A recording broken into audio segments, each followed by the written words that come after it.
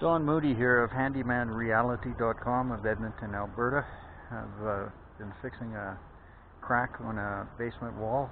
It was filling with water, and at the same time we chose to fix it from the outside because then we could also do some work on the grade and check the weeping tile system, which we ended up repairing.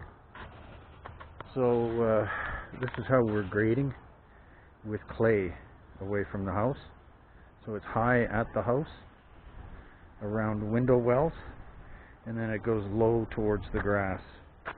We want at least 4 to 5 feet of clay, clay for 4 to 5 feet away from the house on a good slope. And after I finish this video, we've just tamped this and we're filling in some spots. Then while we go for lunch, we're going to use some water to flatten out the rest.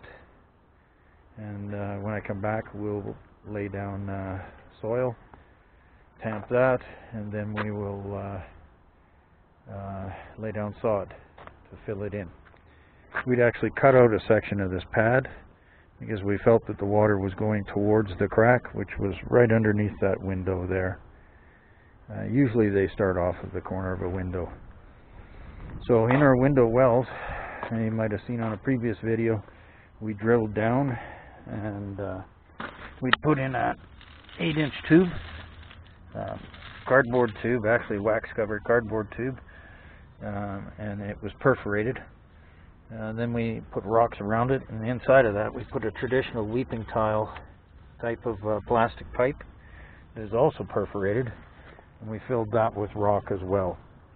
That goes all the way down to the foundation to where we found the original weeping tile system, which is a clay pipe inside of a gravel bed all the way around the house. When we dug down to fix the repair all the way down to the bottom of the foundation, we found the weeping tile system, and we tested it at that same time. So we dug out all the soil, and I've actually taken away a bunch of soil because over here was filled with over 12 inches deep up to the house, which doesn't give you any shedding of water away from the house.